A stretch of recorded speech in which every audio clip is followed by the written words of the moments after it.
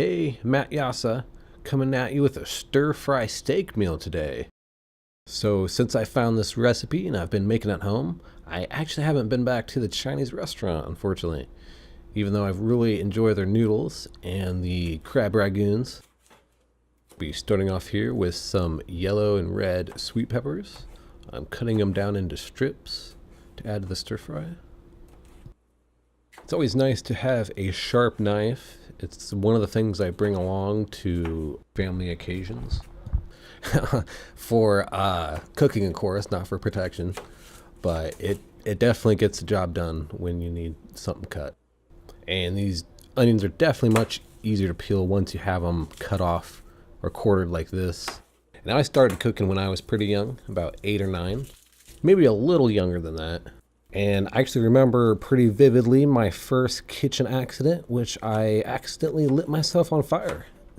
That's right. I was wearing one of my dad's shirts. It was really long. I just liked doing that because, I was a little kid.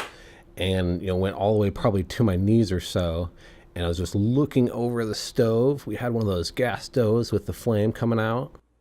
And I'm trying to look down in the pan. I'm looking down at the noodles. And then all of a sudden I see some light, coming down from my shirt, and I realized, oh no, I'm on fire. And so then I just ran into the next room where everyone was watching TV, and I was yelling, I'm on fire, I'm on fire. Then my dad just jumps up, grabs the shirt, pulls it right off me, and I didn't have a single burn. It was amazing. Yeah, he probably saved my life there. Okay, real quick though, I'm gonna go ahead and throw some sugar in with these onions as they caramelize up.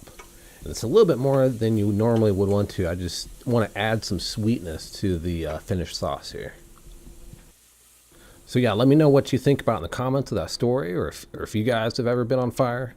It's pretty crazy. I think naturally your instincts is just to run forward, just to get the flames behind you.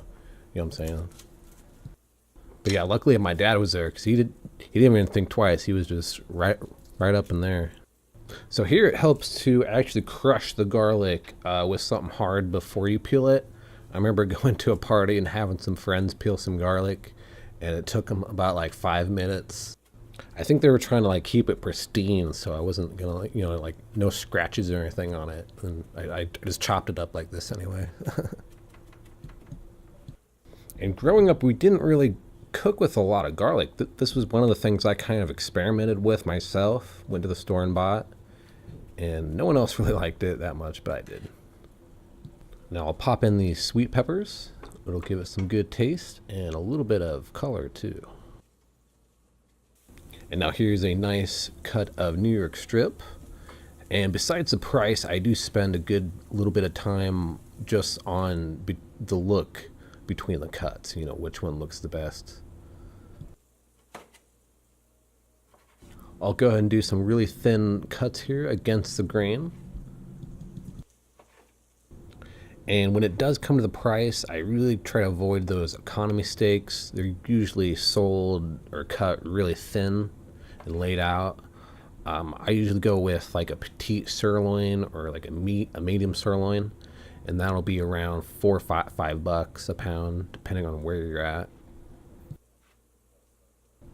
But then again, if you're having a good day, where you're making a YouTube video, you get the New York strip or T-bone. And then I'm also kind of stacking them up and cutting them again to make these even thinner strips. That'll help pick up more sauce if you get them really strip-like and thin. A little bit more of that sesame oil to help the garlic kind of infuse its flavors into it. And I'll admit, I don't really like the smell of the sesame oil when it's cooking. It's very powerful. It's like a sesame seed bun times 10. And to add some extra flavor here, I'm going to use a steak rub, one of my favorite sweet and smoky rubs. And I'm not going to use any salt, though, as later on we'll be using some soy sauce. There's plenty of salt in the soy. And that'll go in with just a tad bit more of that sesame oil. And I'm from Iowa, so my go-to is corn oil. I really love the smell of that stuff. I'll use it in the deep fryer. Go ahead and throw in all this yummy steak. I probably should be using a wok for this. And I think the pan is getting a little overcrowded, but that's right.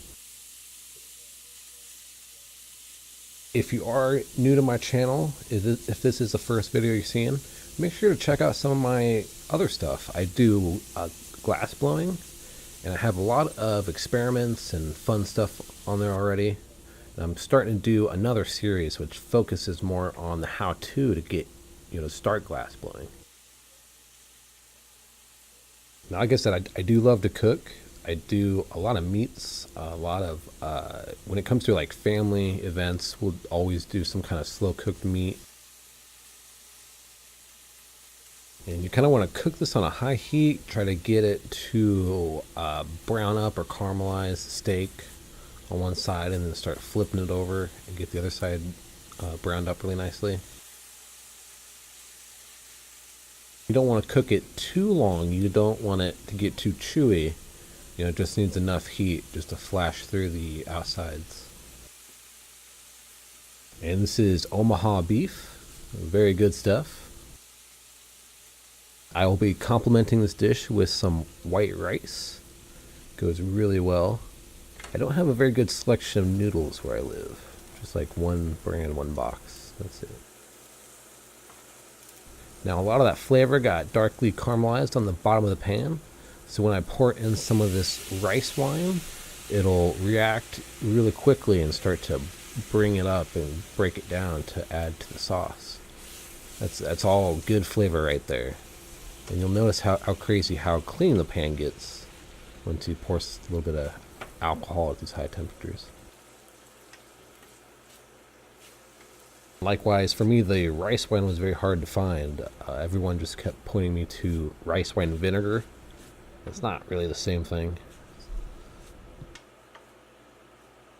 But then once that's really well incorporated and all that flavor is kind of lifted off the bottom of the pan, I'm going to add some soy sauce to the mix. And I usually just do it by eye. I never really measure things, but a good amount of soy sauce in there. And the thing is, it'll look very liquidy at first, but it'll thicken up. You have to cook it for about 10 minutes or so, and it'll thicken up to a really nice sauce.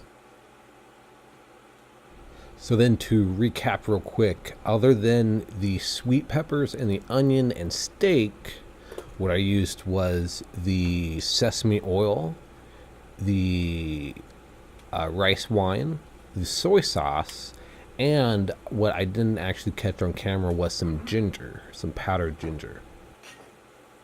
As you can probably guess, the ginger is something I haven't used before. That's why I bought it in the powdered form. Otherwise, I would have gone with the fresh root. But I really enjoy the smell of it. It's very aromatic. And how much you have to use is kind of a experimental game. But that's what cooking is. A fun little experiment, little art form you can do at home.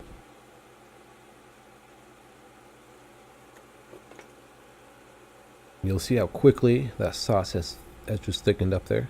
All those beautiful flavors just melded together. So it's a pretty quick dish. Usually we'll caramelize the onions for about 10 to 15 minutes on low, but after that it just finishes up pretty quick. And so you want to get your rice going well in advance. It might even be one of the first things you want to start doing, as long as rice takes. And although I am a big coffee drinker, I do like to prefer a little bit of Earl Grey tea alongside this dish.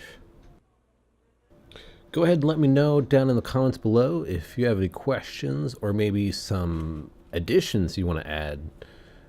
I'll definitely be tweaking this dish out. This would probably be, I would say, the third or fourth time I've made it. Oh, and I forgot the garlic in the list of ingredients I listed earlier. That's an important one. But anyway, I'll go ahead and try a little bit here. It's looking and smelling real good. Yeah, and it's tasting good too. Gets better every time I make it. Thanks for watching. I hope you enjoyed this video and that you try this dish at home. Go ahead and hit that like and subscribe button, and I'll see you next time.